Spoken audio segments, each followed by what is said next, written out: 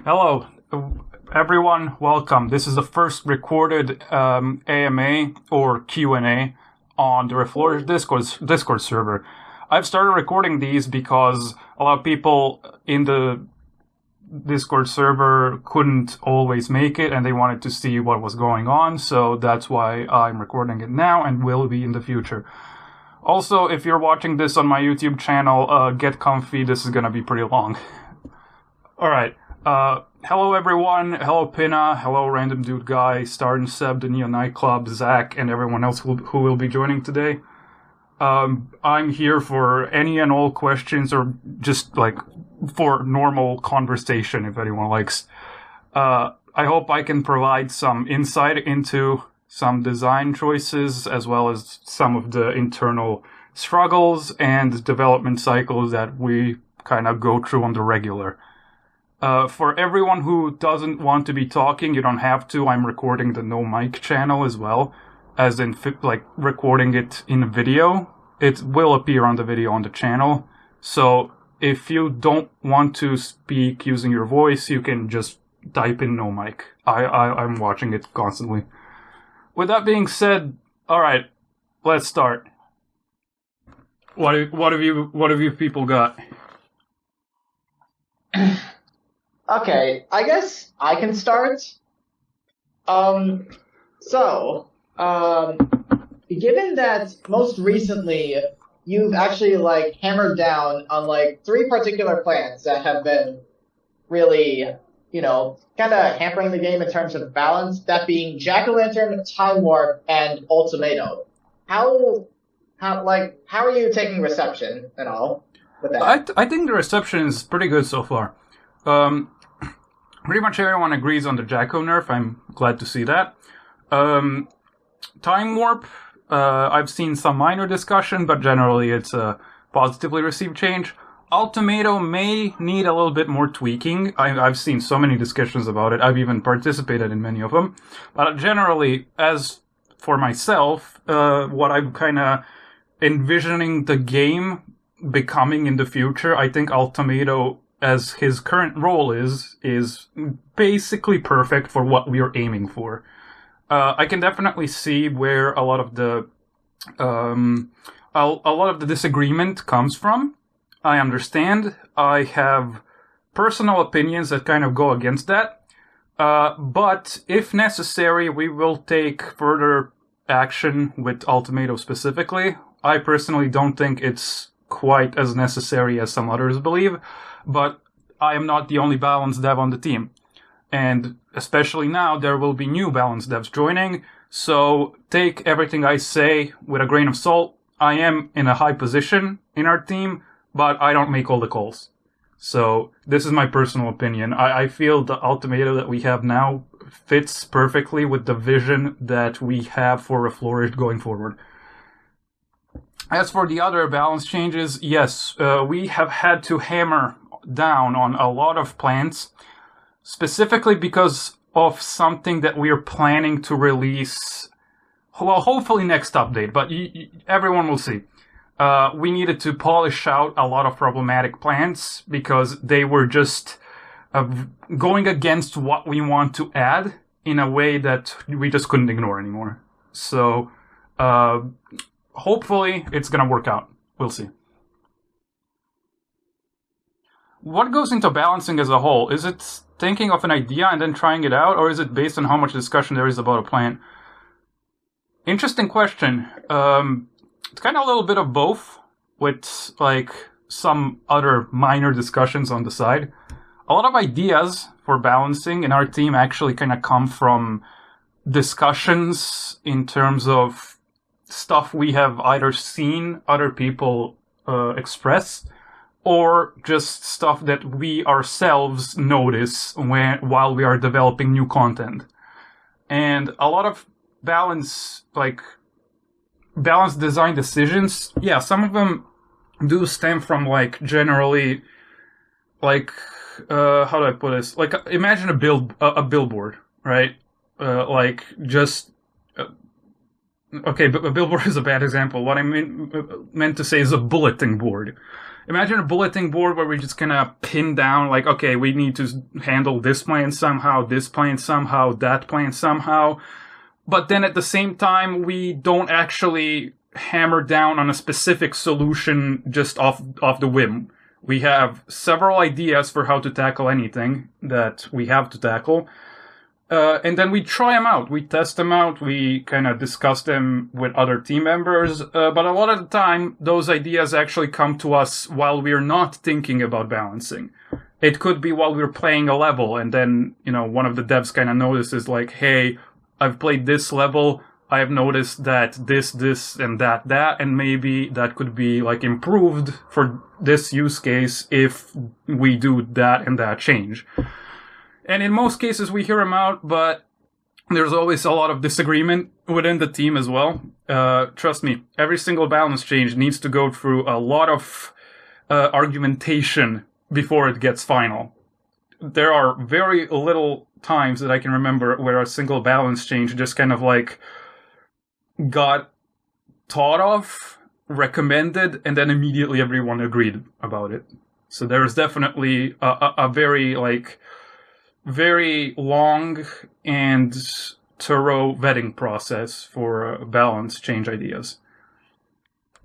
Back at this again. So a question outside of Reflourished. What does the team think of frost windless frostbite caves? I don't think that topic ever came up. I don't know what the team thinks. We never talked about that. That's a very, very specific ask. I can tell you what I think personally of frost windless frostbite caves. Again, keep in mind, I'm not a big mod player. Generally, I just focus on Reflourished as my only mod, and a lot of my experience from Plants vs. Zombies comes from the 2014 to 2016-17 era, in terms of when PvZ2 was the most active. That's when I was kind of the most active with it. And I very much treasure that era. I'm not as familiar with the mods that have kind of accumulated over time before Reflourished came out. I'm aware of the big ones. I'm aware of what they do and what they change. I have some opinions about certain ones. But in general, I just try to keep my eyes on Reflourished and how it can improve upon the formula that 2014 to 2016 PvZ2 established. I'm pretty sure there are mods out there who do frost windless frostbite caves. I have not played a frost windless frostbite caves, but as a game designer, just hearing that, I think it could work, although you would have to be careful about it. I think frost winds are kind of flawed in execution, but ultimately necessary to make frostbite caves an interesting world. Only having slider tiles would simplify the world a lot, and depending on the mod, that can actually work well.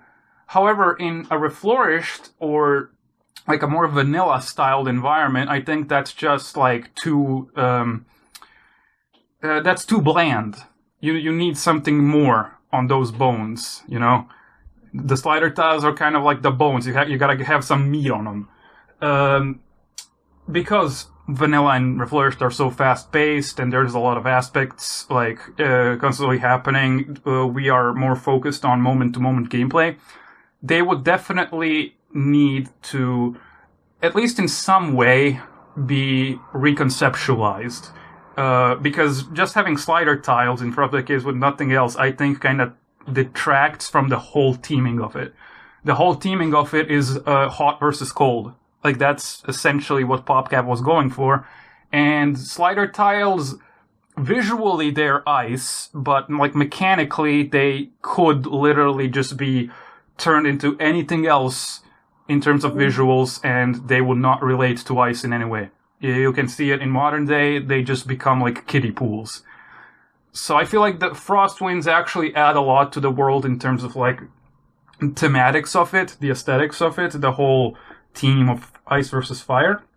The part where I think they're kind of flawed is mostly because there's not many counterplay options to it. Essentially, it incentivizes one play style, and that's kind of it. And that play style isn't even a play style. It's more so just make sure to plant one fire plant in every 3x3 area. And that's like not particularly interesting. That's not something that the player can actually like get creative with. You know, the best gimmicks, in my opinion, are ones where players can get creative about how they go around them. And with Frostwinds in their current state, they can't like really offer much counterplay. Like, there's not much creativity that goes into it. It's mostly just the same solution every single time. And yeah, the slider tiles make it a tad bit more complicated, but at the same time, like, not really. It's not enough. If I could change Frostwinds, if there were no hard code or anything, I would definitely make it something that you can actually, like, maybe prevent in some way, something less punishing, so that you don't have to rely on fire planes, but you can.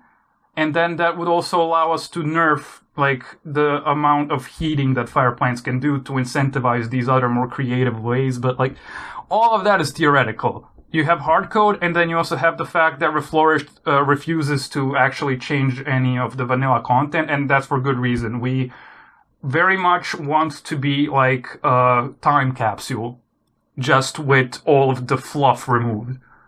And I definitely, even though I disagree with some of the aspects of how Frostwinds work, I do ultimately respect them. As goes with anything in PvZ2. I respect pretty much everything that was done for it. Even if it's ultimately... Even if it ultimately could be done better, like some aspects could be done better, I still respect it a lot. There is Boinsetta and Ultimato plant food, but yeah, fire plants usually manage things better. Yeah, that's the thing. If you didn't feel like you had to bring fire plants, I think it would work better. Because the biggest problem that I have with it is, if you're trying to be more creative, you feel like you're handicapping yourself, which is not something that your world gimmick should do. It should be the complete opposite. It should feel like you're being handicapped if you're not thinking creatively, not the other way around. Although, for anyone who doesn't know my background, I will just say I've been designing games for like nearly 10 years at this point. I've not just been doing Plants vs. Zombies stuff. Like, I've done a lot of Mario games, Mario fan games, very prominent there. I've done a lot of like game jam games as well, so this is coming from a perspective that isn't focused entirely on PvZ. This is just kind of like how I think about game design.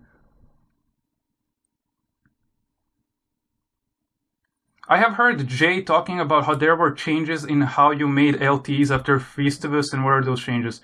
I'm not in charge of those events myself. I think Snap is our level guy. He is pretty much the level design lead at the moment. And I think he was the one who initiated this kind of different approach. Mostly because the reception to LTEs was kind of mixed. And we took some of that criticism. We saw that some people didn't like the way that the LTEs were structured, and we have changed the way that we structure them. I don't know the specifics. Again, I'm not really involved with that anymore, especially now. Currently, I am taking a bit of a vacation from making Reflourished, just because I have to focus on real-world stuff. But from what I've seen, the changes that have been done are all for the better. Snap has kind of changed the way that he gives orders to the level designers, and how all the levels are actually like conceptualized and organized. That has all gotten a bit of a cleanup. You don't have to use mics if you don't want to. You can just type here, and I'll keep an eye on it. I do have one question, if I can ask it. Go ahead. That's what I mean. So I was wondering for a long time, since the mod kind of started, because you guys always base the levels on sort of like vanilla look, I wanted to ask, what was the point where at least you think, or other developers of the levels think, that you sort of created a, how should I say, like a standard for the levels? Was it during like making of Holiday Mashup, or was it later or earlier? Oh, that's an or, interesting question. That's an interesting question. I don't think it has one definitive answer. The way that we've developed things before release was basically we focused on one batch of content at a time. So I think the first thing that ever got done was the Ancient Egypt expansion. I'm pretty sure that was the first thing that got made. Or maybe it was Far Future. It was one of the two. Essentially, it was mostly me making levels because I was new on the team at the time and I kind of wanted to try my hand at making levels because I've always wanted to make levels for PvZ. That's kind of been an itch I've had for a long time. So when I was shown how to make levels, I made like one expansion and then the next expansion, and then I just kind of kept going because it was 2020. I had a lot of free time, as everyone had during COVID. So I wanted to use that free time to help this mod as much as I could. I wasn't a lead at that time. That didn't happen yet. I was just a member and I was just making levels because I found it fun to make levels. And I think I kind of developed kind of a rhythm for myself, at least. I was the one who made the majority of expansion levels for this mod. And as we kind of wrapped up the expansions, by the time we reached Jurassic Marsh and Modern Day expansions, those two were the last ones that got made, a lot of other level designers stepped up. We got more people on our team, and they also started contributing levels. I think a lot of it came from those initial expansions. A lot of a lot of the style of how we do expansions. But then after the expansions ended, we had to hone in on Holiday Mashup. Holiday Mashup has been in development hell for a long time. It had been in development hell for a long time. So for like a year and a half, all that was done of Holiday Mashup was just like the first 15 or so levels. And I think after we went through so many iterations of Holiday Mashup and getting done with all the expansions, we started to embody some of that style for Holiday Mashup levels, but like kind of trim it down a bit. So expansion levels are usually long and like more survival oriented, whereas Holiday Mashup levels tended to be more like quick and snappy and very to the point and very in your face in terms of the gimmicks. And that was all purposeful. We wanted to give Holiday Mashup kind of like almost like a punk vibe to it, like a very rebellious, in-your-face variety show. And I think after we made Holiday Mashup and all of that, we kind of got a sense for what we wanted. And what we wanted is very broad. There isn't one specific style for level making in Reflourished. I'm pretty sure you could argue there's like 3 or 4. And what we like to do is we like to juggle them. So there are a few level types that we like to create, and then it's on the organizers themselves to kind of like put all of those styles together in a cohesive order. So from there on, we kind of changed up our organization a little bit. We were more idea focused. So levels were more kind of conceptual instead of just being made for the sake of being made. And that then got further refined as we got into Steam Age Part 2. And right now we have a pretty consistent way of kind of honing in on what we want. I think the primary like objective of our level design is to be creative. We really strive to have every mainline adventure world set of levels push the boundaries more and more. I'm pretty sure everyone on the team knows that it's kind of like our mission to try to innovate more and more and more. And that gets harder the more you go on, and you gotta get more creative each time. And as much as it is difficult, it's also very fun. I think it's a lot more fun than if we just had a consistent template that we worked off. So that question kind of has multiple answers depending on how you look at it. A question specifically towards me. What expansion am I the most proud of and why? Ooh, that's a good question. I would have to think about it for a little bit. I definitely really like the Wild West expansion. I think I did a really good job at making every level in that expansion count as well as be like a creative challenge. Obviously, I did a whole video on my channel about Wild West 30 and why that was a weird situation design-wise, but I still like it. I still like that entire expansion a lot. I would say my favorite expansions are definitely Modern Day and Jurassic Marsh, but those are the expansions where we already had a full team of level designers, and I made some of the levels, not all of them, so I can't really say they are my expansions. In terms of my expansions, I'd say Wild West is up there. Far Future is also one that I'm pretty proud of. I made most levels for that, and they are very boundary pushing in terms of like how wacky they can get. What other expansions are there that I primarily worked on? There's Lost City. There's, I guess, Neon Mixtape Tour a little bit. I feel like I could have done a bit more with Neon Mixtape Tour if I had more time. I'm still glad with how it came out. I think I could have maybe refined it a little bit more. But yeah, my final answer, probably Wild West. I think that one came out really well.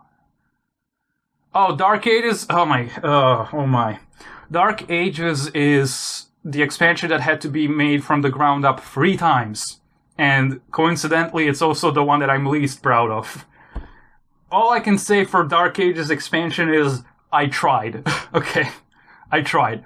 I'm not the happiest with it, but after 3 complete overhauls, I was so tired. I was so tired of it. I wanted to get it done, and I'm still glad that it came out as it did. I think it could have gone a lot worse, although not one of my personal favorites. I'm glad you found it fun.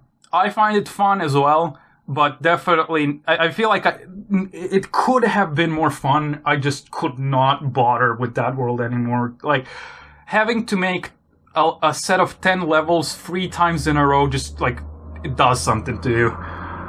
And it's also because Dark Ages just has very, tough specials and gimmicks to design around. And, as a level designer, I kind of see my as as also having to be someone that steps in and tries to minimize frustration for the players. And let me tell you, Dark Ages is very, very good at inciting frustration from players. It's really hard to make that minimized. But yeah.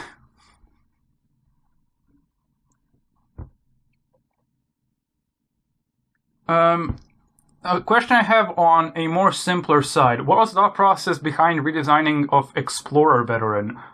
It's really simple. It's just we didn't like that he was just a copy-paste. Pretty much as simple as that. There's also the gameplay factor of when you extinguish his flames, he is indiscernible from the original Explorer. So there was also that. But every single mod does that, to my knowledge. Every single mod out there changes the look of Explorer Veteran, and I think that alone goes to show you that it's just a very badly designed zombie visually. Excuse me, may I ask a question? Yeah, go ahead. So, on the topic of veterans and the Explorer zombie, I was wondering, what is your favorite veteran zombie exclusive to Reflourished? My favorite. I haven't really thought about it, but now that you bring it up, I mean... Based on, not just based on design, level design, stuff like that, but character... okay, so taking everything into consideration. Yes, exactly. Okay, taking everything into consideration... all I can think of is, what is the veteran that I am actively happy to see in the seed select? What veteran makes me giddy whenever I see it? And I would have to say, probably, I have a few contestants, but it's all mostly from Jurassic Marsh expansion. Like, I really, really, really enjoy what we've done with Rock Carrier. I feel like it's a zombie that has so much character, has a very simple but effective concept and execution. But then again, I also really like Egg Carrier, just because he's a funny little gremlin. Sorry for interrupting, but my personal favorite has got to be the veteran wizard zombie from Dark Ages. His design is just really cool to me, honestly. Yeah, he's definitely up there. I came up with his whole shtick because I had, as I said, I had to redesign Dark Ages 3 times. I hated the vanilla wizard veteran. I hated him. I needed him replaced as ASAP. I designed. What was the original veteran wizard? It's literally just normal wizard, but he changes plants into sheep faster. That's it. And I think he has more health. Oh, bad.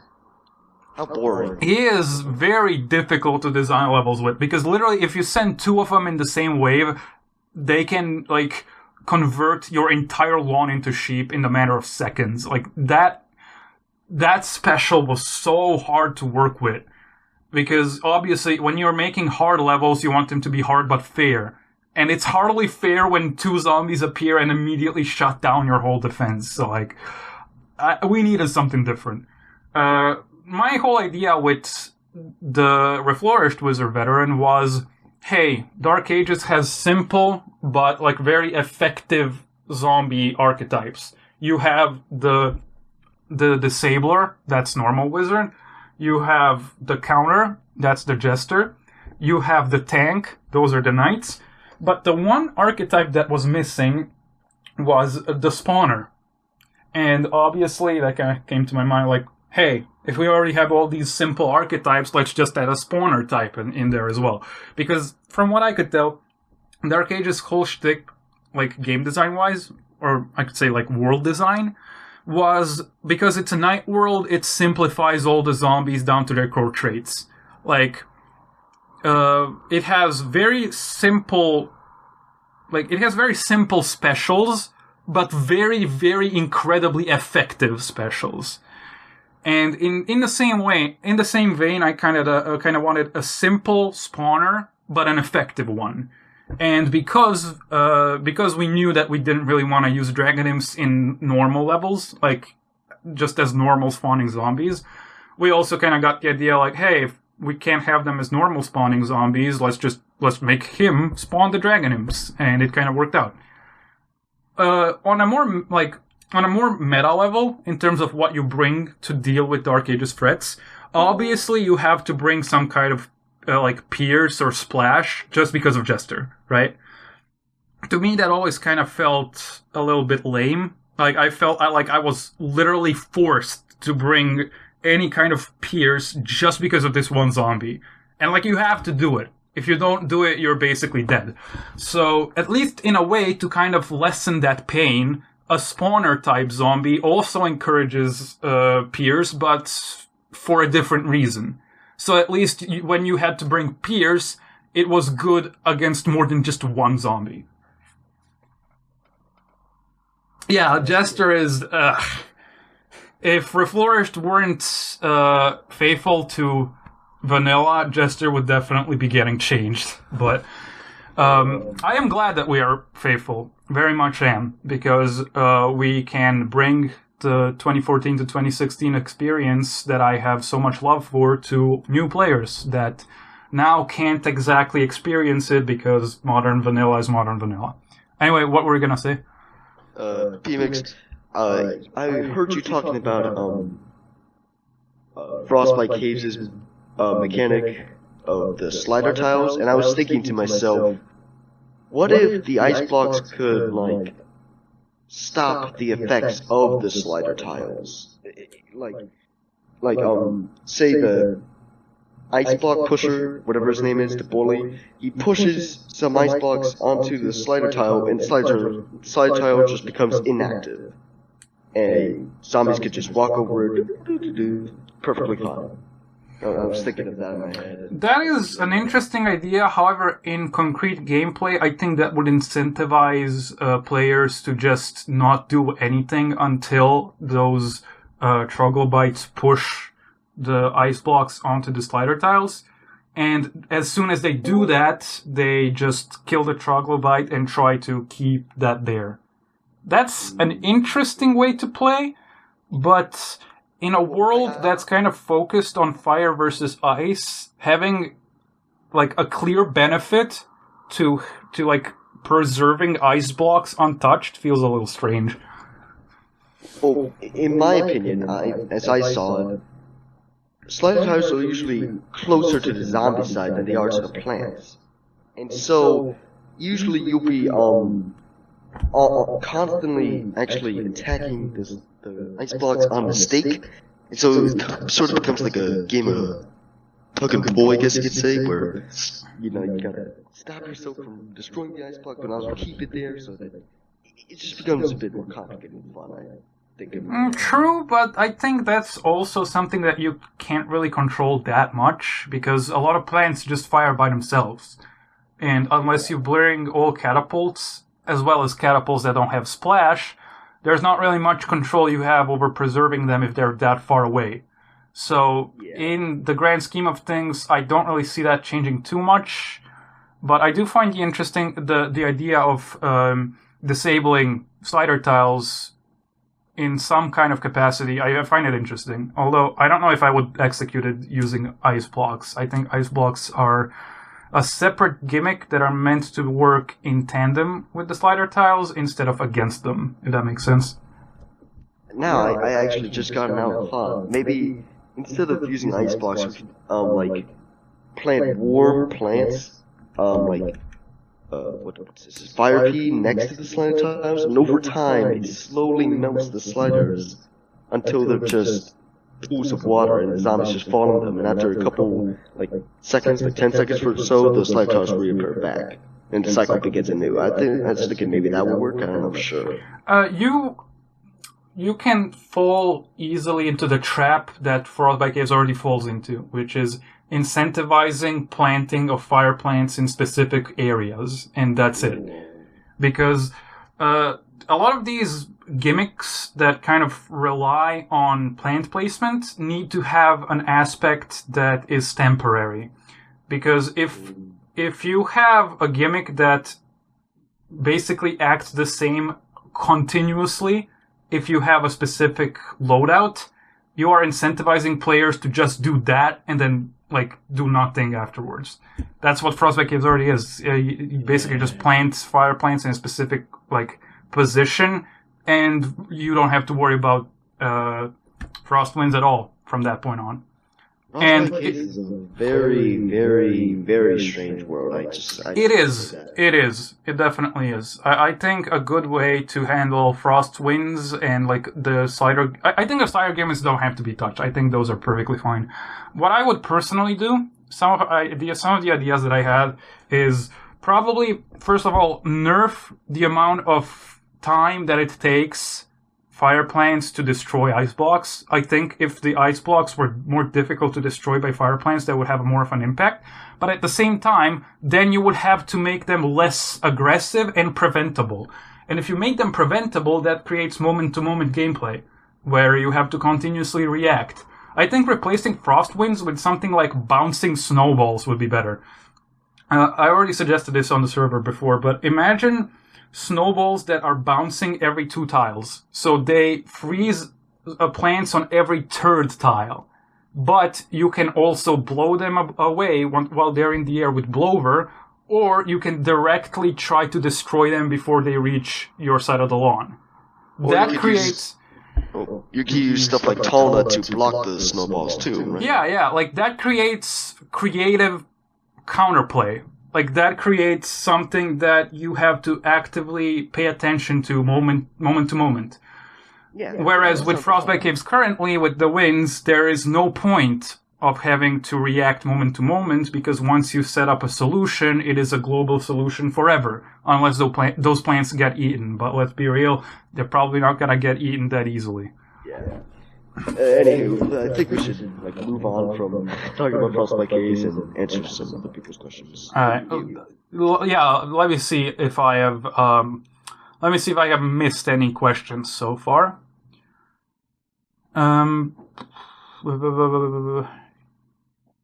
Same. I love Dark Summoner. Jurassic Martial Vets in general are really good. Rock Carrier is basically my unofficial mascot, kind of. Jester being such an Quick question. What would you say is the mascot? I don't know. I honestly do not. For a while there, it was Explorer Veteran, because she blew up when we did the first teaser trailer, but aside from her, I don't know, probably Rock Carrier. He's a very popular guy. Yeah. Another question outside of Reflourished. What do you think of a 4-seed slot mod idea, and how the two of them handled it, or have you not played them? I have not played them. I think the idea itself can work. I think most ideas out there can work in the proper context, but it's a matter of how you execute them. It's a matter of how you actually build that context. If you're making a 4-seed slot mod, you gotta make everything around that in a way that works with the 4-seed slot idea. Unless you do that, it's gonna fall apart quickly. But again, I think it can be done. It just needs clever manipulation of game mechanics. I have one question regarding the expansion levels, because was there ever a point where you were planning to add the vanilla levels to Reflourished, or was it always a thing of adding original expansion levels? From the very start, we knew that we wanted to make original expansion levels. None of us were really big fans of the vanilla ones, and they can't really work in Reflourished because those were made with leveling in mind. And obviously, we don't have leveling, so making them work without leveling would be way too much work that it's worth, and it's easier to just create a new batch of levels with all the plants being level 1 in mind. Also, it allowed us to create a lot of unique levels, stuff that you wouldn't generally see out of vanilla. Mechanic Zombie as the mascot. He is definitely 1.2's mascot. He is the mascot of the 1.2 update. He is universally beloved. Also, yeah, I don't think anyone has expected us to do a chieftain-type zombie for Steam Ages. Honestly, tell me if you were expecting a chieftain-type from Steam Ages Part 2, if you were waiting for it. I played Reflourished after the 1.2 update with Steam Ages Part 2, so I couldn't even answer that. Well, even if you answered yes, I know you'd be lying, because nobody was expecting that.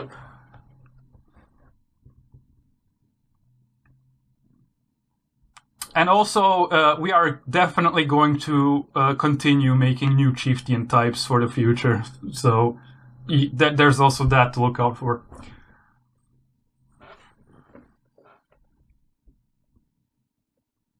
A question for the art devs. Okay, thankfully PeaMix is here so he can answer this.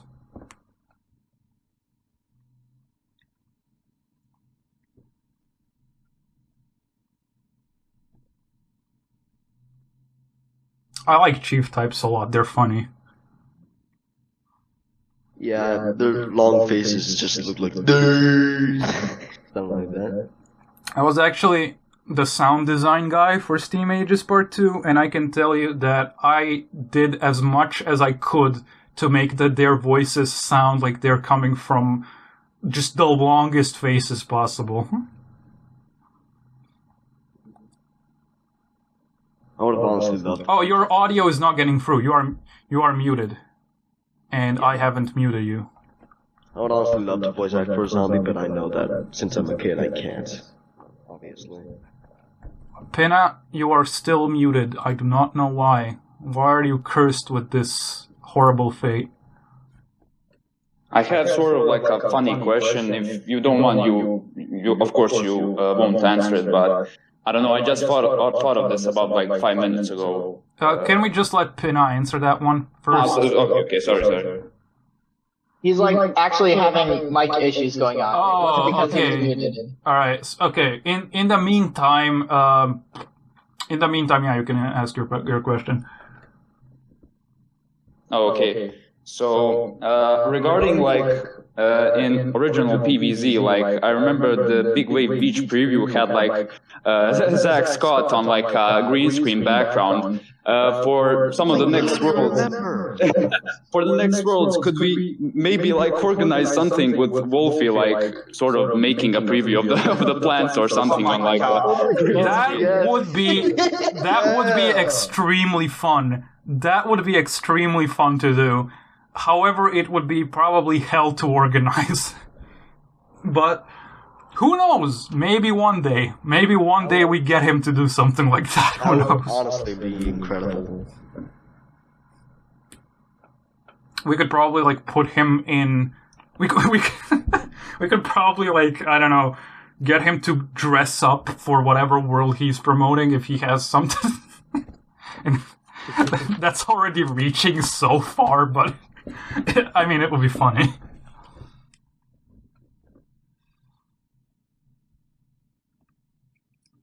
Also, like, sending Wolfie beta versions of updates. I mean, hey, who knows? Maybe if it's in the cards. He has played through Reflourished and Extra Worlds. Your next update, you can expect a free world key from Wolfie.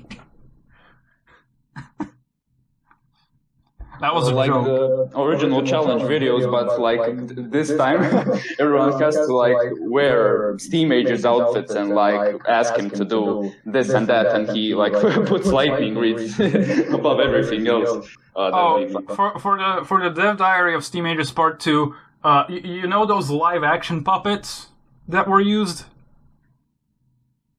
Yeah, I remember those. Yeah, I made those. And I recorded that. I don't have a green screen, so I literally just took like a colored piece of paper and taped it to a wall. But hey, if it works. Homemade videos. That's all I'm saying.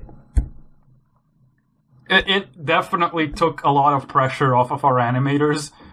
The entire reason we didn't go animated was because the animators were already having their hands full with other stuff they had to make. So the idea just came like, hey, why doesn't someone just like record it? And yeah. Yeah, we are working off of zero budget here. Like, you have to get creative if you don't have a budget. You know, PeaMix, I actually have another funny question for you while Peanut Raptor is fixing his mic. Okay. Which side do you prefer? Plants or zombies? There's no in between. It's a little broad. Am I answering in the context of PvZ Heroes or Garden Warfare or like a hypothetical PvZ2 where you can play both sides? Garden Warfare personality-wise, just Oh, personality-wise for Garden Warfare, definitely zombies, I'm sorry. Sorry, plant lovers. You're never gonna reach personality levels of imp. How could you? Or your name is literally PeaMix. How could you? I am a traitor to my Zombies people. have all the cool stuff. Zombies just have all the cool stuff. I'm just saying. like a engineer butt crack, you know? Yeah, that's definitely the best feature of the zombies. Not the weapons, not the weapons. Valued possession. SpongeBob, true. SpongeBob solos both sides.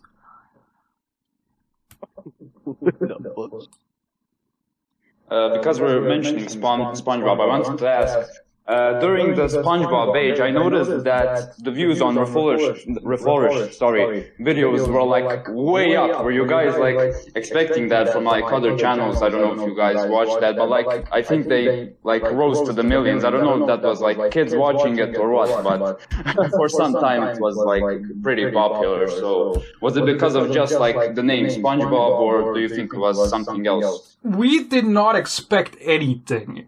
It was a joke event that we literally just made because we thought it was funny. We had no idea that it would, like, get so big. I mean, we were keeping it a secret even from our own dev team. Like, literally all the new devs that were new at the time on the team did not know that it was being created.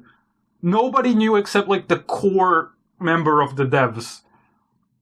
And we didn't do any advertising for it on purpose. We weren't hyping it up because we wanted it to seem as strange as possible. That you just open Reflourished one day and see like an LTE icon with like the Mr. Krabs PNG in it.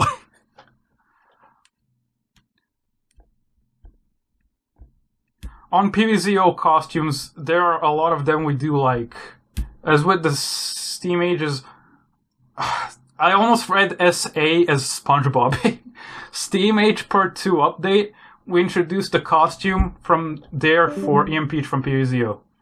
Now, not sure how down the other devs are for it, but if a costume from PvZ2 fits, yeah, that's pretty much true. We do use PvZ2 fits whenever applicable. But we also kind of prefer to make our own. Say, also on a more serious note, I'd like to ask you another question. Okay. Will you ever like copy a Chinese world and bring it into Reflourished just like you did with Steam Ages ever again? It's in the realm of possibility. I can't comment on exactly what our plans are, but like, yeah, we already did one. There's definitely possibility of doing other ones. And obviously we're gonna be making new worlds. We're not gonna stop at Steam Ages, so it's up in the air in terms of what our next adventure is gonna be. Because personally, I'm not trying to like discredit your work on Steam Ages or anything, but I personally prefer the worlds to be handcrafted from the bottom top, you know. Well, I also prefer a roasted chicken every night for dinner, but you're asking a lot. I mean, I'm sorry, we could like hold on. What I'm trying to say is, it's also in the realm of possibility to make a completely top to bottom original world. We could do that. We could port a Chinese world. I am not allowed to disclose what we're actually doing. So until you see it, you will see.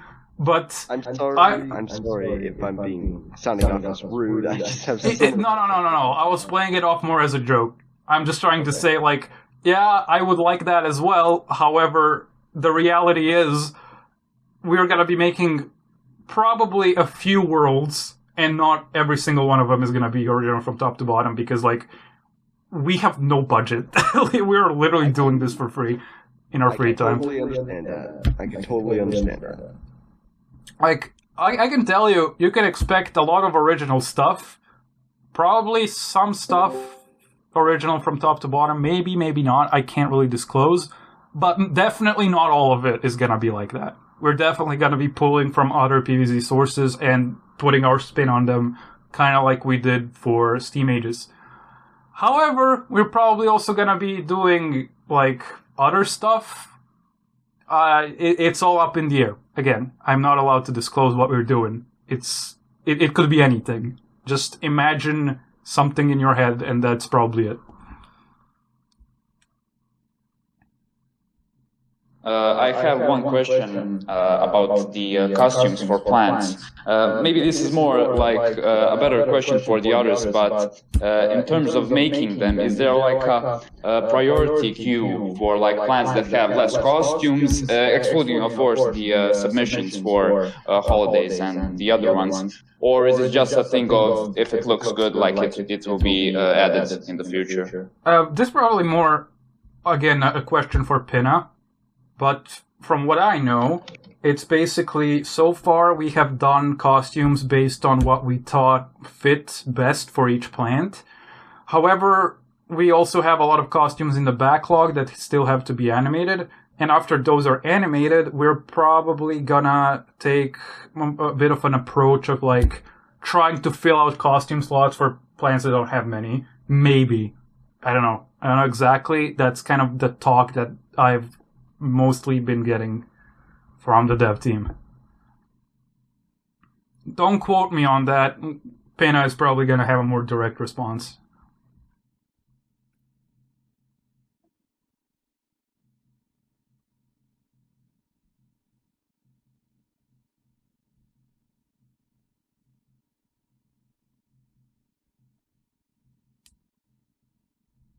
Yeah, there is, as I said, a decently sized backlog of costumes that still have to be animated, so until those are done, no new costumes are being made. Simply because our animation force is overstuffed at the moment, and we need to give them time before we throw more jobs at them.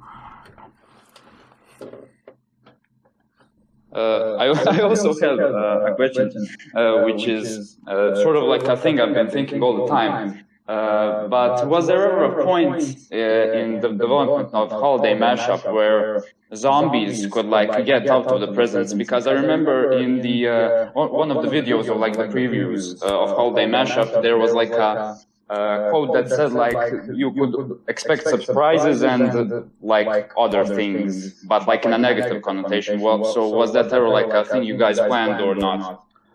No. From the very start, we knew presents have to be positive. We did not want to make Holiday Mashup into a gambling world. We wanted to have the presents simply be a way to kind of help the player in a way where they can use the extra resources in creative ways.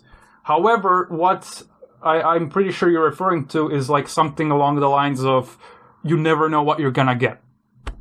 And that line was more so meant to imply that like you don't know which present is gonna give you what. That's pretty much the size of it. Because putting a possibility for zombies to come out of the presents would kind of dilute Holiday Mashup as a world, simply because player expectations would make them play a lot differently than we wanted to. Holiday Mashup is all about aggression versus aggression. The zombies are aggressive, but you also have to play in a very aggressive way to counteract that. And you're given the means to play more aggressively. You're given free plants, you're given free sun, free plant food. And if we gave, if we gave Holiday Mashup the opportunity to spawn zombies from the presents, you would not play aggressively like that. You would play more defensively because you don't know what you're gonna get from the present. Is it gonna be good? Is it gonna be bad? And that would lead to, more reluctance, and we did not want that kind of playstyle for Holiday Mashup. So, yeah, from the very start, we kind of knew what we were going for. Thank you, SpongeBob. Merry Christmas to you, too. Slot machine. February. What do you think of certain events What do you think of certain events for mods which aren't just LTs and more like plant fests and the Altverse Marigold Wisdom, and have they been considered? Again, I don't know much about that. I know about what Altverse has done. I really can't comment on how much something like that has been considered here. I don't imagine it's considered that much. I think they're pretty cool. I think they're cool ideas. I think we're just aiming for something different. And also, we definitely need to reserve a lot of our workforce for the next adventure content. So, not sure if we're gonna do something as large in scale as that.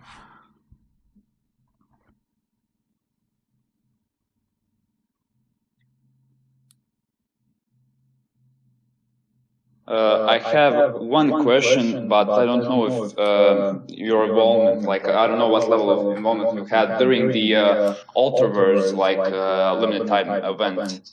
Not much. Like alright. the most involvement I had was the writing for the event.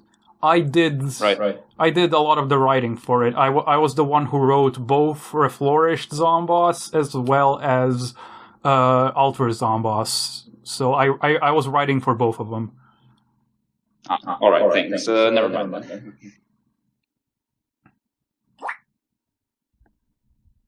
Also, can I just say, writing for Reflourished Zomboss is incredibly fun. I always look forward to writing new dialogue for him. Oh, this is. I guess on the topic of that, can I ask, for any of the timed events, which which lines for which timed event do you think you enjoyed writing the most when it came to Zomboss? Oh, definitely the finale of Lunar Zoo Year. If you know, you know. Oh, I haven't actually played that yet. I'm in for a surprise then, huh?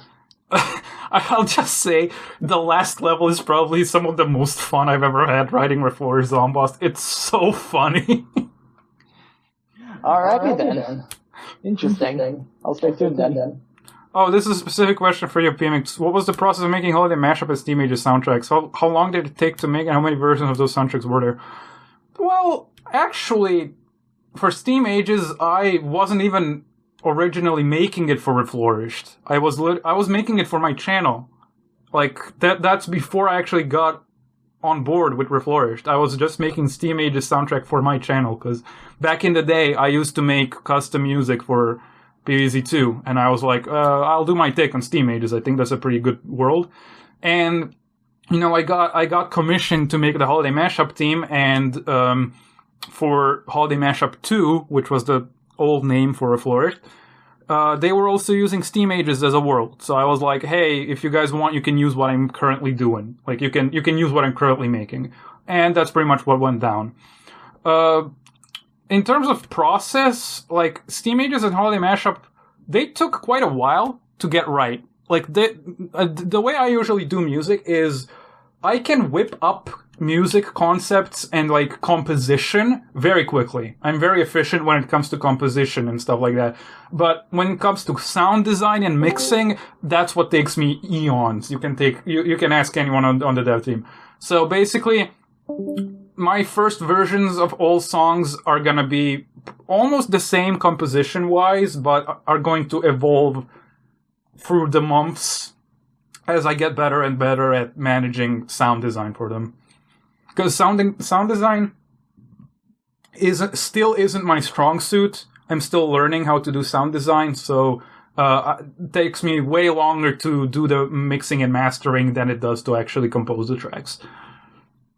In terms of the details, like, what was the process of making those two? Like, for Steam Ages, I pretty much knew what I wanted immediately, and it was just kind of like the matter of how do I convey it. I knew I wanted a vibe of Sherlock Holmes meets industrial beats, and that's kind of what I leaned into. I also made a restriction for myself for Steam Ages soundtrack to never use brass instruments, because I've heard brass instruments used just a lot when it came to Steam Ages interpretations, and I was like, okay, can I avoid using brass? And I think I did it pretty well. Because I wanted to focus more on woodwinds and strings. I think those two kind of give more of a Sherlock Holmesy vibe to it, which is definitely what I wanted. And then I also paired them with a lot of, like, steam machinery. Another restriction that I had was not using traditional percussion. So every single percussive thing that I used for Steam Ages was a real sound of, like, a machine or, like, metal clanking or whatever. For Holiday Mashup, I was commissioned, I knew what I had to do, and Holiday Mashup was a lot of fun. I just had a lot of fun making it, and pretty much I was making it as I went along. I was literally just along for the ride. I was just writing the music as I was making it, so it came out pretty nicely, though.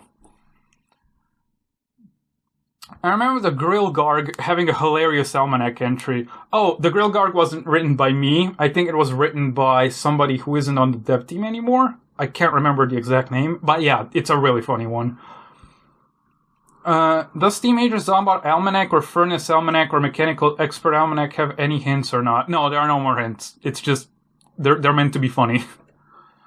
Balancing question. When bringing Void Orchid to Reflourish, what was the most important factors to keep in mind while balancing it? Because bringing a plant from a 25 sun meta to a 50 sun meta is pretty hard. Honestly, I'm gonna say personally here, I don't think... I think we did a fine job. I think we could have done it better. In my opinion, we could have done it better, and I definitely would not be opposed to having our Void Orchid tweaked a little bit, but that's gonna be down the line probably. What I see as most important is just to make it efficient at what it does, and to make it fit with the new pacing, because it has an ability that is all in all very cool and enables a lot of different strategies. Lane diversion is very powerful, and it's able to very neatly fall into decks like that. I personally think it could be a bit stronger, maybe, but again, I'm not the only balancer on the crew. We would have to see how to handle it from here on out. I don't know if there are any plans of changing it, but I personally would not mind it to be a bit stronger. So, someone in general chat tried to make a racism joke. Well, like, gold Jigga, gold trigger. I just wanted to point that out. I was like, can one of the mods do that, please? I'm kind of doing something here. Yeah. Can you alert like the mods that are active right now? Yeah. We gotta get Zomboss on this. We gotta get Zomboss on this. Anyway, back to the QnA. May I ask a question again? 1 second, I'm trying to catch up on No Mic to see if I have missed anything. I love the bagpipes. Yeah, the bagpipes were a very out-of-pocket decision, but they worked out nicely. And they were also a decision that I made because I clearly did not confuse Scottish for Irish music. I would never do that. Ever. That's not at all why they were included. But hey, everyone loved it, so I'm happy. Lane diversion plans to speak, I agree on that. Void Orchid is probably the best redirector due to how gravity spheres steamroll over time, but will usually require other options to assist. I think that's the thing with it. Yeah, that is the thing with it. But again, I don't really play with lane direction that often, so I'm probably not the best person to balance it. I would probably hand the job to someone else on Void Orchid. Me watching in horror as I see Harvest Holiday Spirit. Okay, yeah. Speaking of Void Orchid, I heavily love her. She is fun to use. Okay, glad to hear that. Maybe it's just a me thing. I still haven't quite gotten used to her. So I have heard that there was a big shakeup during the making of Steam Ages Part 2 due to pretty sure data mining problems. What actually happened? I don't think data mining played a part in any of it. I don't know. I know we had some data mining problems here and there, but that was more for SpongeBob Ages, not really for Steam Ages Part 2. We were very careful when it came to Steam Age Part 2. Yeah, I think that was with SpongeBob Age, where people were leaking SpongeBob Age days before it actually hit the shelves. Maybe that's why Sweet Potato got buffed despite already being good. Sweet Potato got buffed simply because, we felt that it could use a buff. It felt a little bit underwhelming, if I'm gonna be honest. I'm not the one who made the buff, so I can't tell you exactly why, but my guess is probably it just felt a bit underwhelming. Will there be a hypnotical holiday spirit where zombies don't eat plants and just bypass them? If it's codable, we could consider it. You gotta remember, hard code is our enemy here. How was the Harvest Spirit even creatable? I don't kill any zombie that could be built off to acquire such immunity. I don't know. I'm not the coding guy. Magic. That's how it got done. So, may I ask my question now? Yeah, go ahead. For world ideas, are there any ideas where is there like a set of rules that just strictly prohibit any certain ideas that are just completely off the table, no can do, sorry, get out, you know?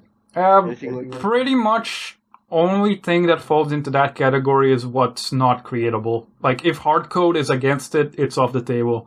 Outside of that, pretty much free game. Like, I want to promote as much creative ideas as possible.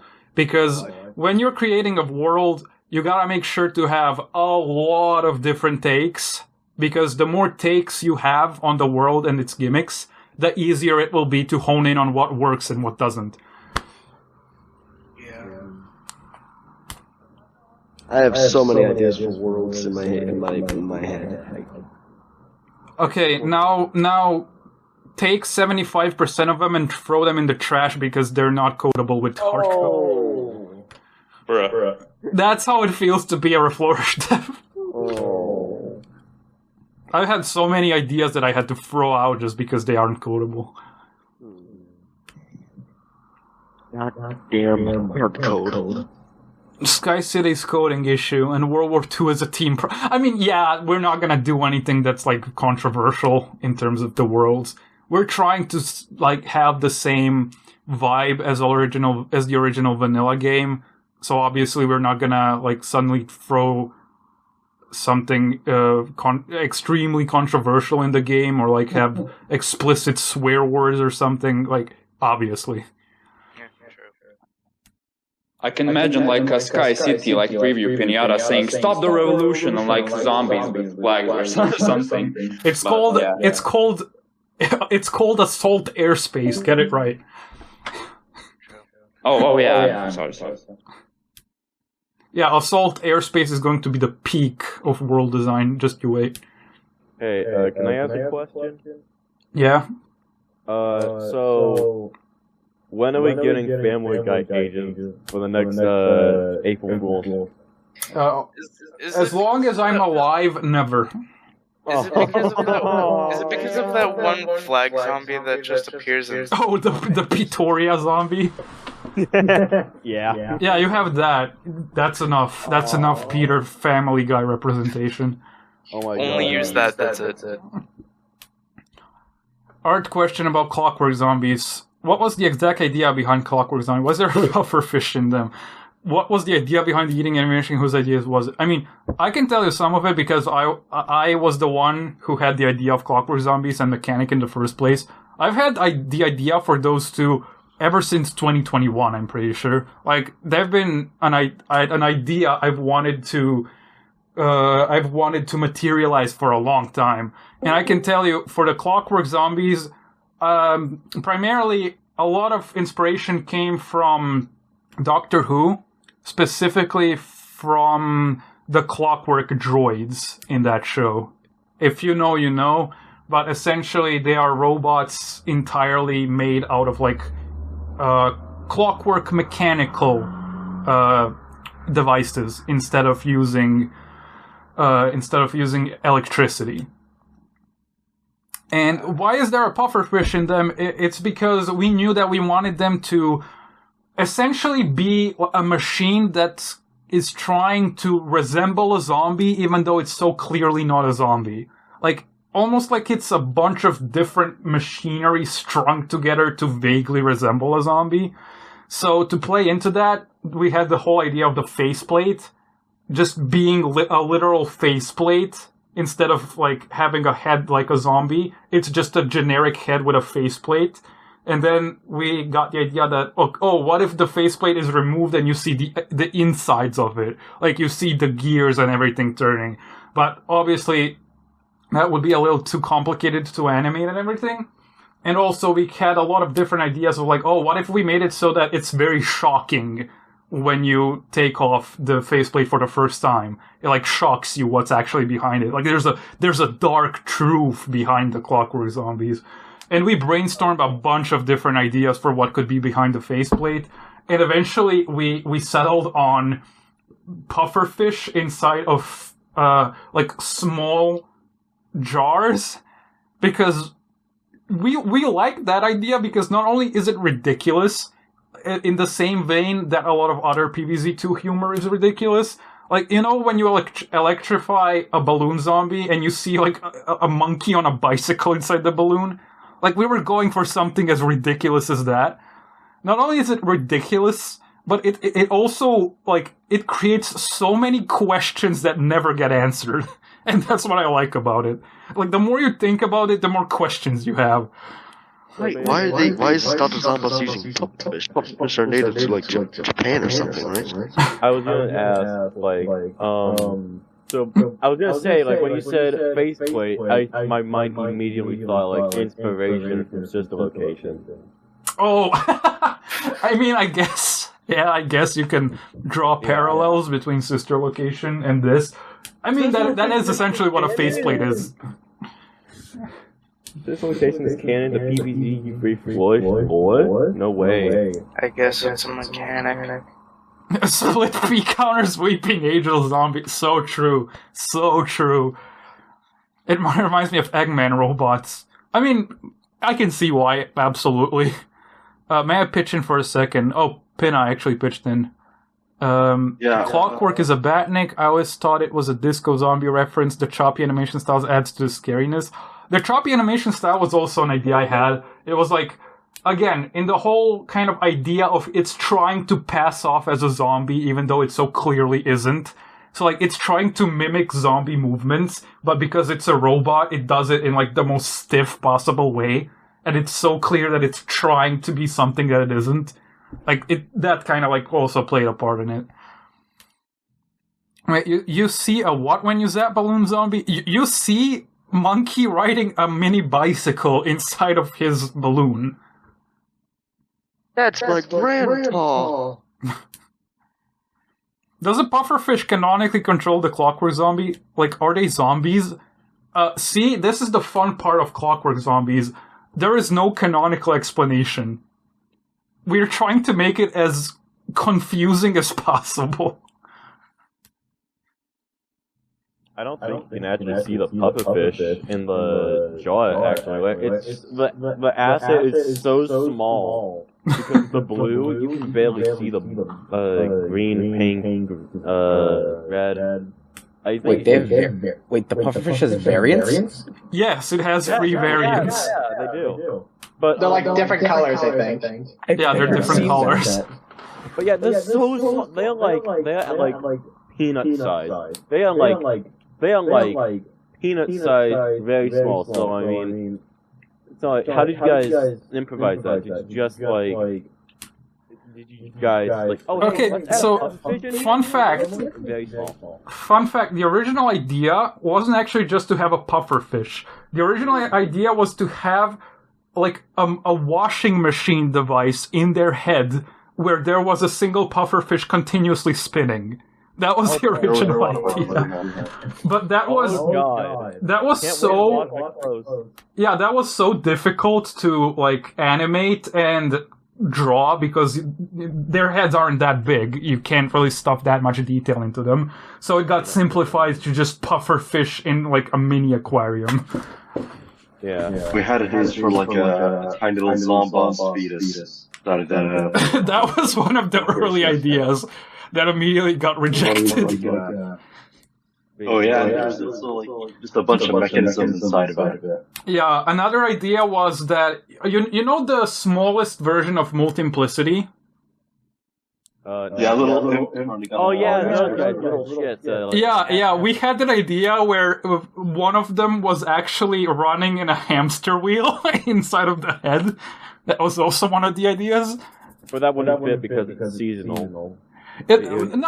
I mean, we would make it a mini Steam Age Zimp. Like, just a mini Steam Age. Okay. You could have had Mr. Snubbins in the hamster wheel.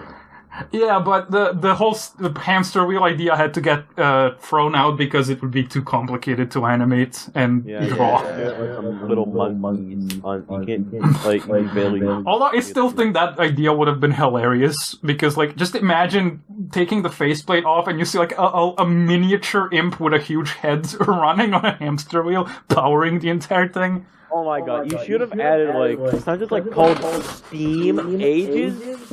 You could have added the fog mechanic back. No, everyone keeps saying this. We wanted to do our own thing. Fog is a cop-out. I didn't know. Fog would not have worked at all with the specials that we had, so... Like, imagine a mechanic with fog. That would fall apart. Yeah, never mind. So yeah, it did not fit with our plans, and also... I'm gonna be perfectly honest. I think we should save fog for a different world if we're ever gonna do it. I don't think Steam Ages is the best fit for it. So there's also that aspect. Fog. Okay, I've missed a lot. Hold on, let me scroll back up. Sorry. I'll let you finish up. My headcanon is that Pufferfish controls the Clockwork Zombie considering the voice line, so I'm assuming they're being controlled by Pufferfish. Yeah, that's kind of what the voice lines imply. Sprite art moment. Armored 4 Clockwork with washing machine head. What does this mean? I mean, you can just look at it. Like, you see what it means. Also, there was another idea where it would just, once you take out the faceplate, you would see the, like, head motor, like the motor in the head, but it's wearing a Groucho Marx mask. Like, that was also one of the ideas. You know, imagine if there were, like mechanical versions for the Borley and Imp type zombies. Maybe cheaped them too. Wait. What? Mechanical versions of, like, imps and chieftains? Yeah. I mean, that would, for one, that would be hell to animate and draw. So, just based on that, I think that would be bad for recommending that. I mean, you can recommend what you want, but ultimately what gets into the game is filtered very heavily because, again, we are a team of many different departments, and we all have to be in agreement on something. And whenever someone brings up clockwork variations, we all have PTSD of how much it took to animate and draw the original Clockwork Zombie, so we're just gonna comfortably say no thank you. That suggestion kind of reminds me of like the old PvZ2 leaked videos from 2012 with like the long zombies and like the that was funny. That was fun. Also, yeah, that one fan art of Clockwork Gawk and Clockwork Imp, whoever did that, amazing, just amazing. Yeah, that's all. That one was great. Just so much props to that person. Yeah. Chef's kiss. Hey, whoever drew that. Hey, applications are open for artists. Just to let you know, the applications are open. You can send us an email. They actually closed. Wait, what? Yeah, they're closed already. Yeah, they closed. Pretty sure. Maybe keep it open for one more day. Yeah, we'll keep it open for one more day, just for this one person. Just in case. Make 20 rock carrier variants. No, that would not screw over the artist. That would screw over the animators. Animations on Rock Carrier are so needlessly complicated, but we wanted to go the extra mile. Apps for artists are almost always open. Yeah, true. Listen to Pinna. They are always almost open. Almost. I meant to say almost always. Okay, can I just ask a random non-Reflourished question? I mean, sure, go ahead, I guess. Okay, so this is still being recorded, right? Yeah. For those that are watching, like, you know, not in real time, can we, like, have a sort of keyword that they can just start spamming in the comments just to know that people have actually watched this? Do you want to complicate my life for no reason? I mean, I don't have to. I just asked. All right, fine. I have a question for the people that are watching this that are recording. Can I ask it? Yes. All right. Would you rather have unlimited bandwidth but no games? Now, they probably know the rest already. I would like $1. $1. Yeah, that's my choice. That's the choice. Yeah, I like to have $1.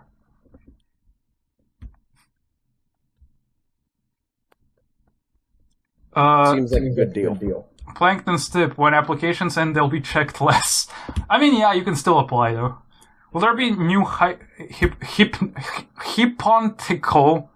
I'm pretty sure that's okay. Hypothetical body types, like fat type zombie. Look, we love our different zombie body types. We love them, but a lot of work has to go into making a new zombie type. So maybe I would like. But I can also understand if our artists don't want to have to do another body type anytime soon. $1. Have to pay all devs by equally spreading said dollar. Oh my! Finally, we can all get paid. Give me 1 second. $1 divided by what, like 40 devs, right? Like. Oh! Finally, I can have 2 cents. I can have 2.5 cents. Yeah, 2.5 cents. That's all you get. Like when people say, like, let me put my 2 cents into this, like you're literally getting 2 cents. Yeah, you're all getting 2 cents. Yeah. Store enough to get a punch card. I love to see more body types, especially the fat zombie. Me too. I would also love to see more king types. I would love to see more king types. Like just fat zombies that sit in like a chair or something and just do stuff from the back line. I really like that idea. An unrelated question to PvZ2 or Reflourished. Is there any archive of Super Mario X True Time 1 or 2 that are playable? Oh, I'm glad you asked. You are an OG for knowing what that is. There is, I think, currently a demo available, although it's a demo from 2020. So I would not recommend it. What I can say, though, is I am working on True Time 2 very heavily right now. I'm actually making the final... I'm making the final world, currently. So just... sit tight, wait another 2 or 3 months, and you'll get the full game. I literally made the soundtrack for the final world levels yesterday. Man, It's not scrapped. It's not scrapped. It was just on a very long hiatus. It was on a hiatus because of Reflourished, okay? I had to do Reflourished, so it had to be put on a hiatus. The Pinata Party for just Super Mario X. Also, Final World? For my Mario game, not for Reflourished. Sorry. Do you have a link for Super Mario True Time 1? Don't play it. Don't play it, it's bad. It's bad, I made it when I was 13, don't play it. We should do a Super Mario X True Time 1 world for Reflourished. That would be Yeah, we should make an LT for when True Time 2 gets released. Especially the final fight. Look, I could dig into some of my Google Drive folders. Maybe I'll find a build of True Time 1. Maybe. If you want it hard enough, I can try.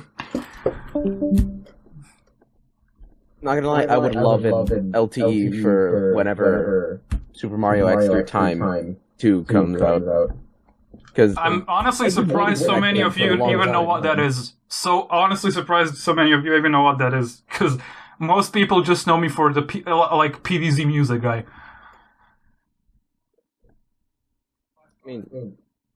I mean, like, you say when you play Holiday Mashup Zombies, for some reason you got the flashbacks for the True Time 1 final fight. Like, the same guy made both the fights, kind of. I wasn't the only person who was working on that fight, but I was like kind of the creative director for it, so kind of the same guy working on both fights. Now that I think about it, yeah, that kind of does remind me of the one. Yeah, you can see the remnants of True Time 1 still influencing my design in the back of my mind. Both final bosses are amazing. It lingers.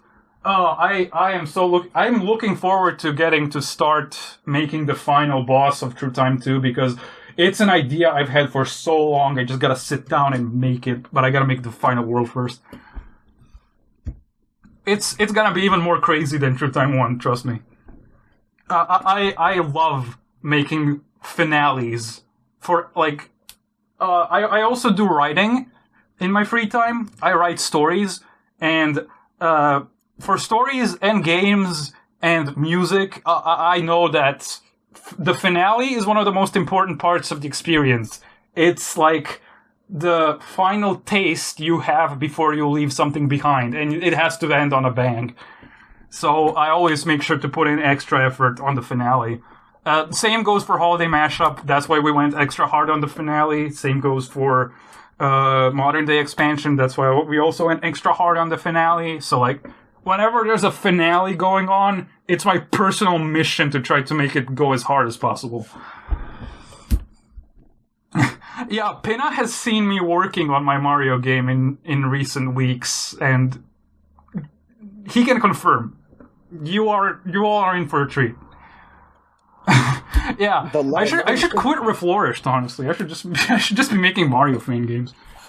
The last thing I expected to hear from a Reflourished Discord call was Through Time 2.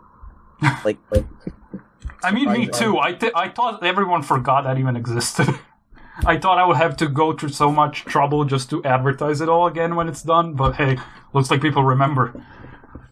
Yeah, I mean, like, some quote-unquote ads on YouTube, like, just, like, YouTube videos talking about it would be enough. True. Okay, back on Reflourished. Back on Reflourished stuff. What was the exact thought process of bringing head butter, lettuce, and potato mine to Reflourished and balancing them? How long did it take, and what do you think of their reception? Pretty much, the reason they were brought back is that we found out we could break hard code for plant IDs. And as soon as we found that out, we were like, hey, we can finally bring stuff back from, like, the original game. We don't have to worry about plant IDs anymore. And immediately, we were like, okay, which ones do we bring back first? And so we held a voting poll internally where every developer could vote, and head butter, lettuce, and potato mine came out first. Most people wanted those two first.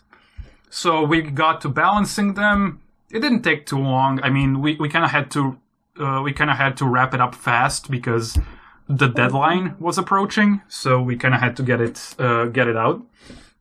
Although, for the limited time that we had for balancing and testing them, I think we did a pretty good job. What I think of their reception, I think the reception is pretty cool. I think the reception is good. Some people have said head butter is a bit too weak. Maybe if that remains the overall opinion, we could buff it a little bit. But for potato mine, I've seen a lot of people very satisfied with it, and I'm glad because I was the one who balanced potato mine, so I'm glad it worked out. Yeah, Telemine is pretty balanced in my opinion. Just as, like, a game design, from a game design standpoint, when I heard teleport zombies, I just knew, okay, if you want to teleport zombies, you probably want to teleport zombies that are further to the back of your defense. And if you need to teleport zombies that are far back in your defense, you probably want to do it immediately. It's a reactionary play. And that's why I immediately went, okay, we remove the arming time and work from there. And that's pretty much how it went. I'm gonna boot up something Mario on my Switch later because of this. You know what? I could share my... if anyone has Mario Maker 2, I could share my, like, code or whatever. I have some levels made on there if anyone wants to play. Does this mean mints are coming back? Joking, of course. No. It does not. Mints are dead No. forever. They are buried. They're dead. They are dead. They're buried 6 feet under. There was a vote for what planes we would try to balance. Head Butter and Teleportato won. Yep. And I'm honestly glad that they did, because those two are the ones I voted for as well. The only mint I'd actually want is Reinforcement, particularly because of its interaction with Peanut and Holy Barrier. Honestly, if we bring it just for the interaction, we could probably just make it into a brand new plant and like spice it up a little bit and keep those interactions. That's probably like how I would handle it. With the limited time we had to add it, LTE reference, yeah, true. It's our balancing for Teleportato and Head Butter was actually an internal limited time event.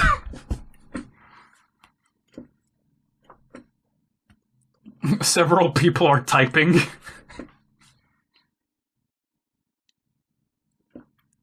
What was the full vote list of plans to bring? I mean, a lot of players were there. A lot of different plans were there. I don't know off the top of my head, but like, pretty much most of the plans that we like killed for release, except Powervine, I think, because again, Powervine, we want to keep the concept of Powervine, but make it into a plant that isn't a vine, somewhere down the line. That rhymed. I have heard from outside of Reflourished from other people that Teleportato Mine shouldn't have the 1x free splash and it should teleport 3 zombies instead of 4. I disagree. Also heard that Head Butter isn't good enough and it's a bit worse than other melee plants. Personally, maybe. I don't know. I think it's fine, but I definitely understand if people find it underwhelming. And again, if the overall opinion remains that it's a bit overwhelming, we'll probably buff it a bit. What do you think of these thoughts? Pretty much what I just said. As for the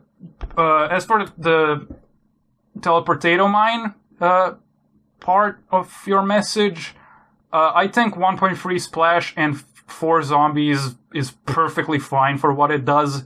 I think lowering it to 3 wouldn't achieve much. Honestly, it would just make it a little bit less satisfying to use. And the 1.3 splash incentivizes you to place it into hordes that are a little bit spread out, but not too much. So that it adds a little bit of extra strategy on if you're going to teleport some zombies, where exactly are you going to teleport them? Because you're incentivized to put the Teleportato Mine next to other little clumps of zombies. So I think both of those choices make perfect sense in the context of what I was going for with it. Teleportato I think is fine, but Head Butter I agree with, unless it means outclassing Bong Choy.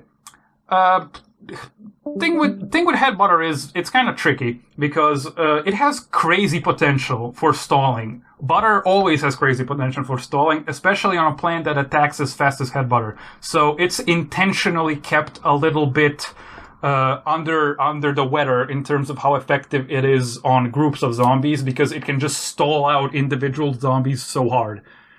I would understand if you think it has to be a bit more, like if it has to be a bit stronger because of just how prevalent hordes are in Reflourished, but you have to play around with it delicately. I remember there were 4 or 3 different versions of Head Butter before we settle on the final one, and that's specifically because of how crazy the stalling potential can be. And I don't think I have to explain why stalling is a particularly powerful aspect of this game.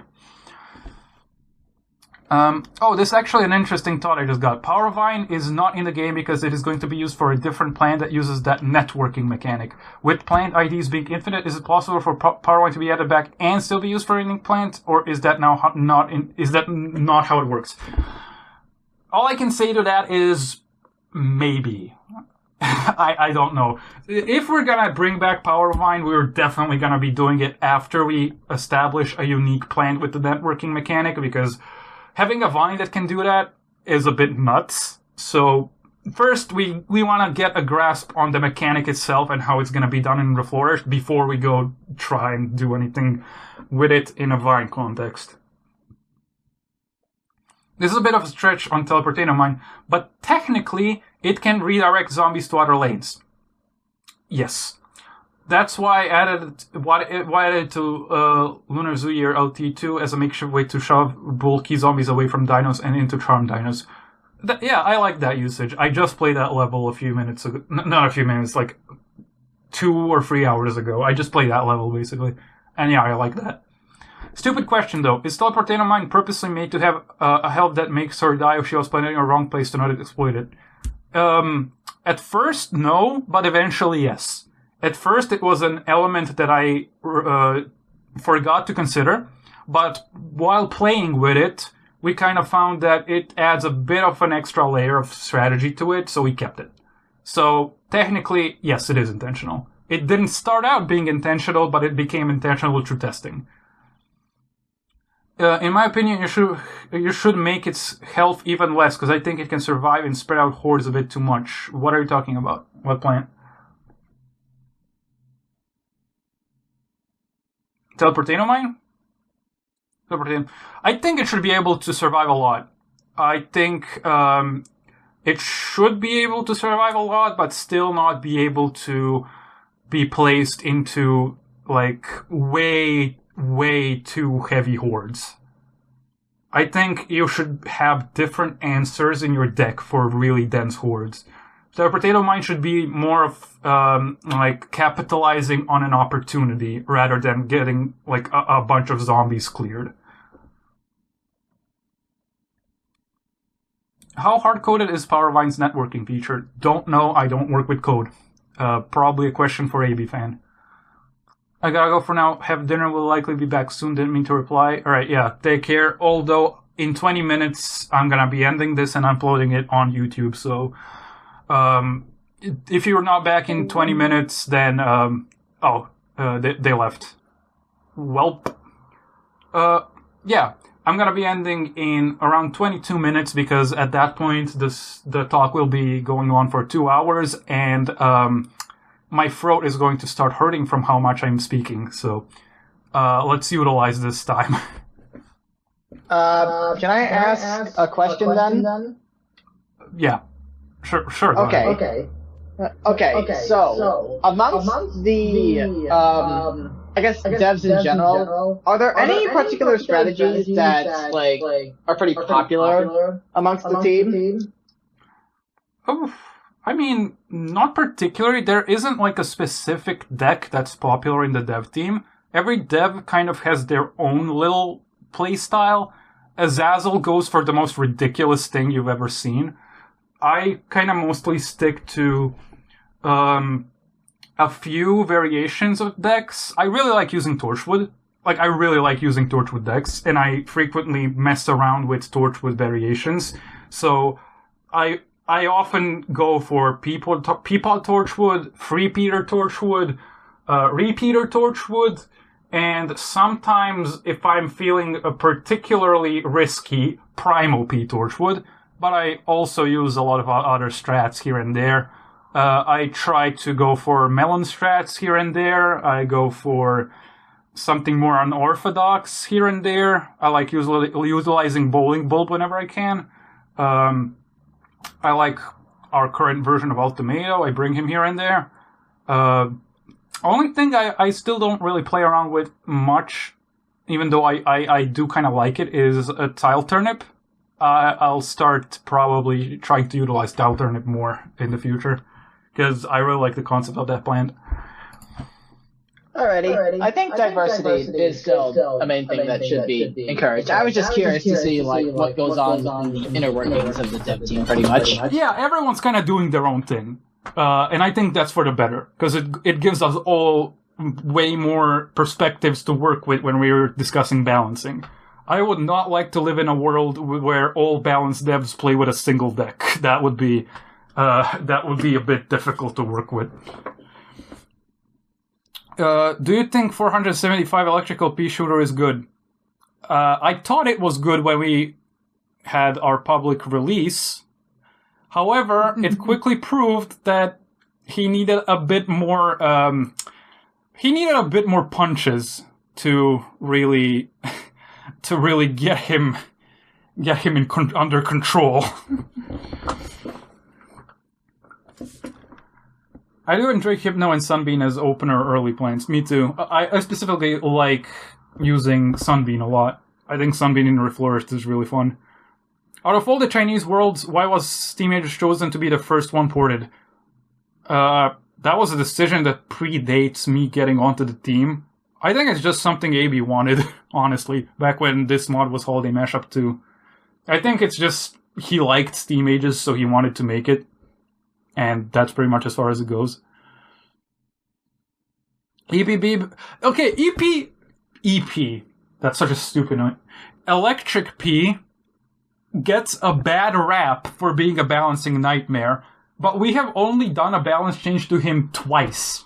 Only twice. We have done more balance changes to other plans, yet Electric P is still being singled out as, like, the balancing nightmare.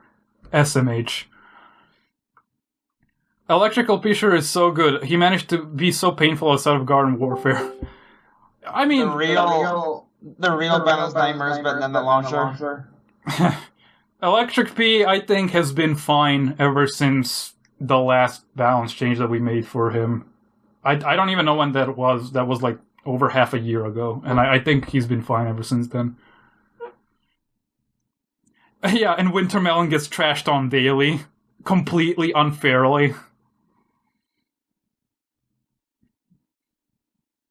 Do not fall for the trap. Do not fall for the trap that Wintermelon in Reflourished is bad. Don't fall for it. It's a deadly trap. They will keep you from melting hordes. Don't let them keep you away from melting hordes.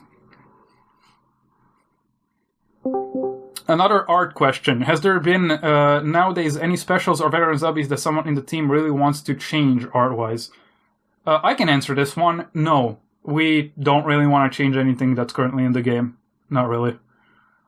We are more focused on new stuff.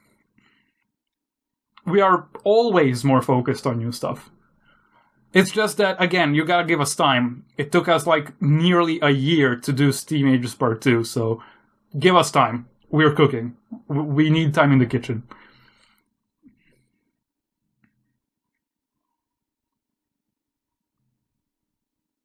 Speaking from experience, balancing Pokra is not as bad as certain other points, especially stallers. You know what? This whole Pokra balancing thing has been happening ever since I started taking a vacation, and I am afraid of what they're cooking in there without me. That's all I'm gonna say. Good luck handling Pokra. Good luck. We're doing things. That's all I can say. The only one I personally have in my mind is Lost Cities Explorer, but that's a personal thing. Honestly, yeah, I preferred Lost Cities Explorer back when I made him, as opposed to when an artist took over. No shade. Don't mean to throw shade on the artist who did that. I just personally preferred my version. Biblically accurate balancing.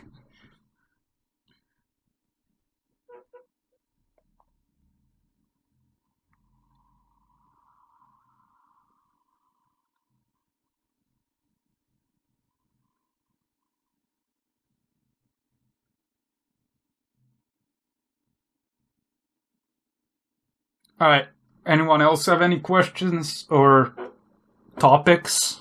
Doesn't have to be specifically questions. This is a great awkward silence, just saying. I mean, yeah, I'm just kind of waiting here. I was here when the Clockwork Zombie was being talked about, and all I can say is I thought they were going to act like Nutcracker Zombie. It just felt that way to me. Probably because of the way that they move. They kind of move similarly, I guess. Although, no, there is no reason for them to specifically hate nuts more than everything else. Question, what made you think of the idea where you add new zombies besides veterans in expansion? Sometimes we just wanted to do it. Like, for Lost City, it was always an itch for me that the Ancient Egypt Explorer zombie never visited Lost City. And I think he actually fits quite well in Lost City. So, like, why not? A lot of it was basically like, if we thought it would be cool, we did it. except for Dark Ages. Dark Ages got Robber, or Bandit, I don't know how he's called internally. Dark Ages got Bandit simply because on my third lap, making the Dark Ages expansion, I was just so tired of having to make 10 nutting waves of a level just to give the player enough time to build up some sun. So I was like, can we please add a zombie that somehow gives you sun? Please. Just so I can make quicker early games that don't take 10 waves each. And then that's what we did. Why does Cleopatra spawn Valentine Superfan Imp? I mean, Cleopatra is scrapped, so that kind of tells you that that idea didn't go far. But she spawned Superfan Imps because we thought it would be more interesting than her spawning regular imps. That's as deep as it goes. Should have made her spawn those Valentine's basics and call them all simps. She's so many. We could probably like, if we ever do more holiday like reskins for whatever reason, we could do that for like Valentine's, and Cleopatra summons zombies that are in love with her. So was she meant to be like an original zombie for holiday mashup for then? It was kind of up in the air. Again, she fell into one of those zombies that, like, the idea was there before the mod became Reflourished. It was, I think, just something AB wanted to do. And then when we were redesigning Holiday Mashup, she was one of the zombies that we just did not have a place for, so she got axed. And also, it would be pretty weird to have Cleopatra in Holiday Mashup without having Cleopatra in the expansion or something, so... Since hardcode is kind of broken, I mean, okay, keep your expectations down. It is kinda broken. Not fully. Far from fully. Just, there are cracks in it. That's what I can say. There are cracks in it. Especially for Bull Zombie, would Halloween Bull return somehow? Well, there you go.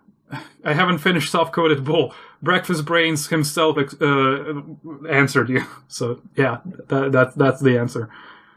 That's the most reliable source you could have gotten it from.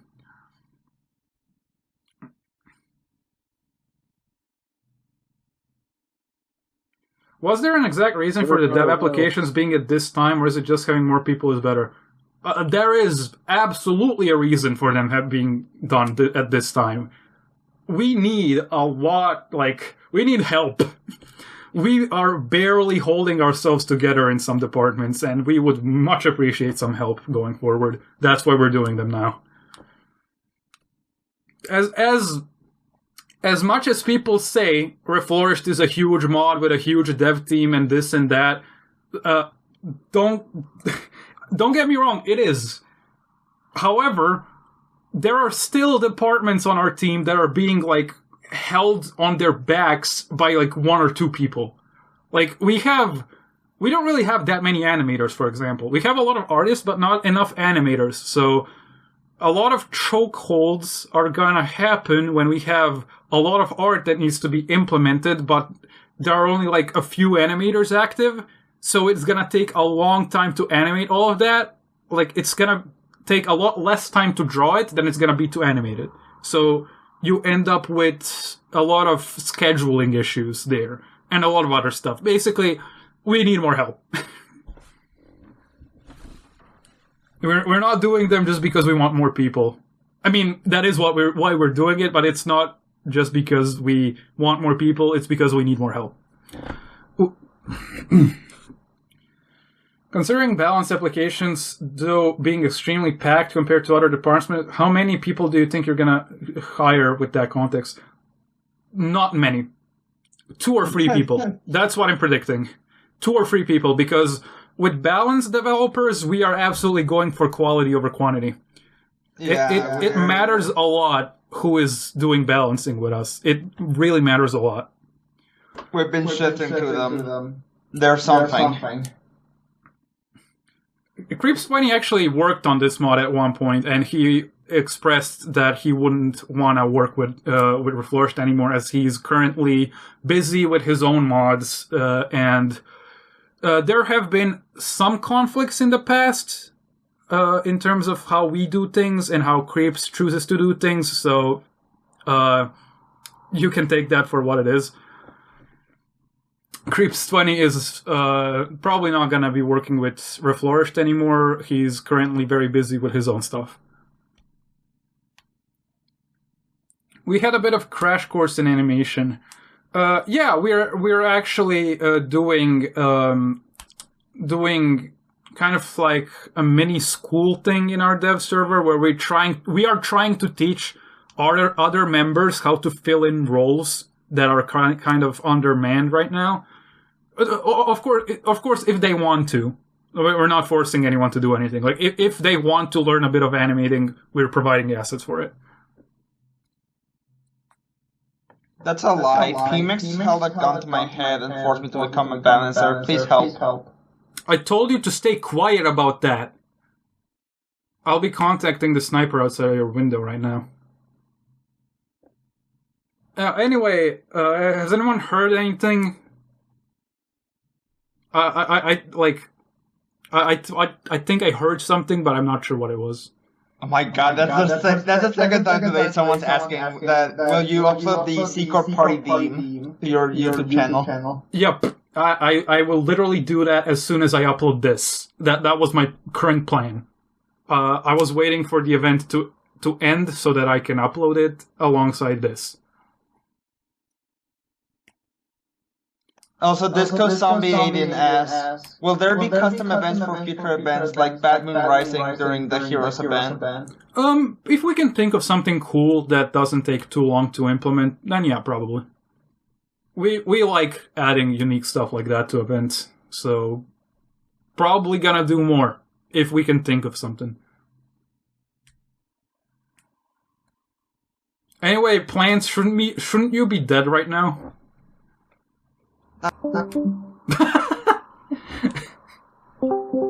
They got him.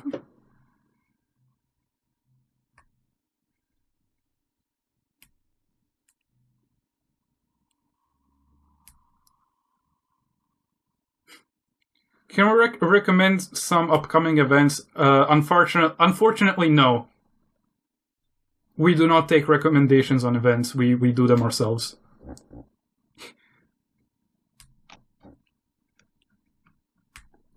Plants, I'm gonna give you a reviving juice. Wow. Thanks, PeaMix. There we go.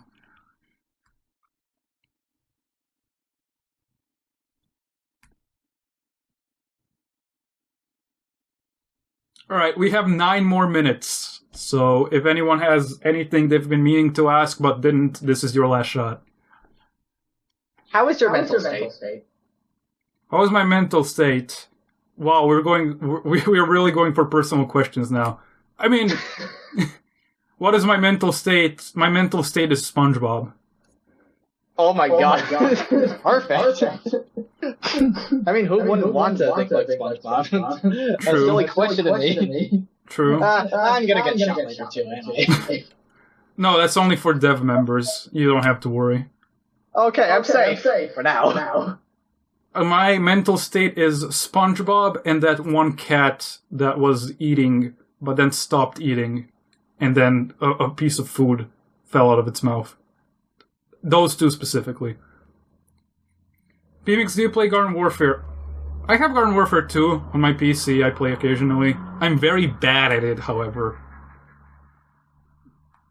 Will there be more contracts that ain't just costumes?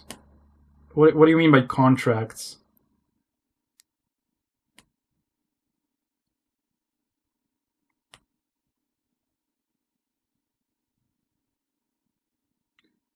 Okay, regarding Epic Quests, there was one time in a satisfaction survey where you would paywall certain content behind gems. Can you talk about it, or is it still just an internal talk?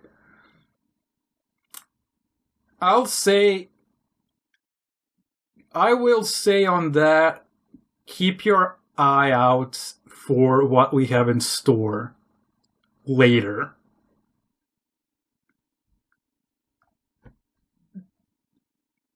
Just,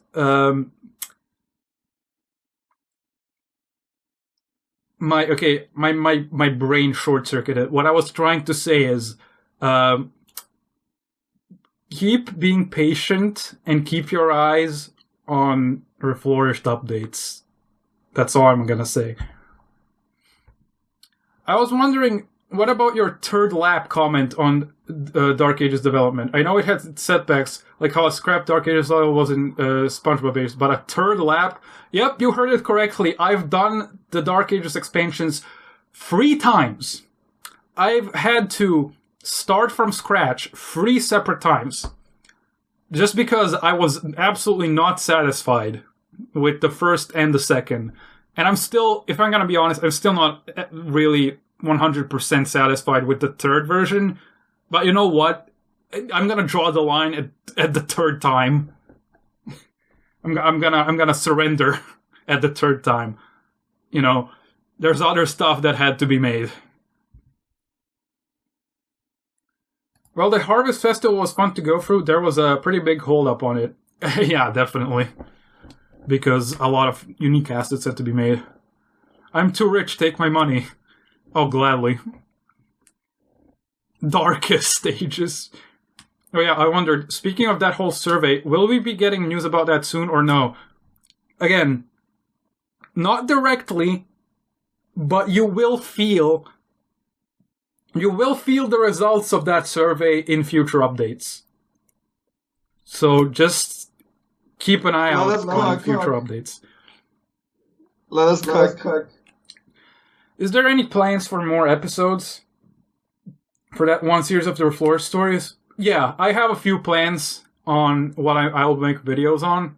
I just have to get myself motivated to make them, because they're one of the more difficult videos to produce. Specifically because I have to make a script, and then I have to record all the footage, and then I have to edit it.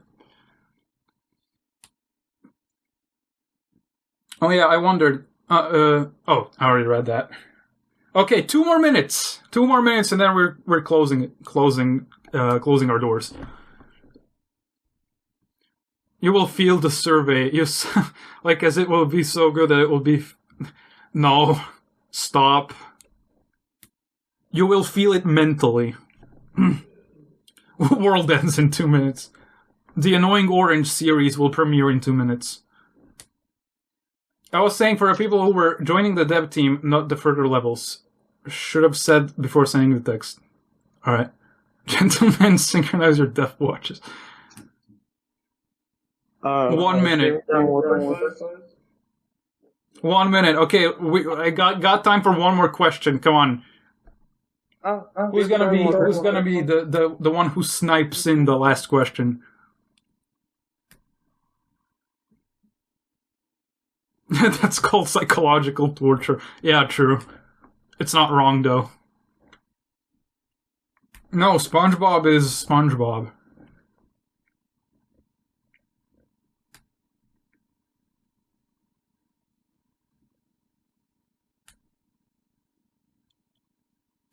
I think that's it. I think the whole chat has run out of questions. Okay, just in time, too. It's over. It's over. I haven't died, I'm just looking at the watch. Just like, come on. Okay, there we go. Okay, that was a pretty nice session, everyone. Thank you for participating. I don't know when I'm going to be holding another one of these, because as much as they are fun, they are also a little bit exhausting, and I also do not have as much free time as I used to. But we'll be seeing PeaMix in a year. Yes, you will see me in a year. And by a year, I mean a decade. And by a decade, I mean question mark. Okay. Well, anyway, as I said, thank you everyone for participating. Glad you enjoy the game. I hope I've given proper explanations for everything you've asked. This video will be uploaded on my channel in probably like half an hour to an hour. So if any of you people want to comment there, the comment section is it's free. You can comment for absolutely free, $0. Okay. Yeah, sorry, missed information. You missed it. However, you will be able to catch up on everything when I upload it on my YouTube channel. Alright, that's it. Goodbye, everyone. Have a good one. Farewell. Bye-bye.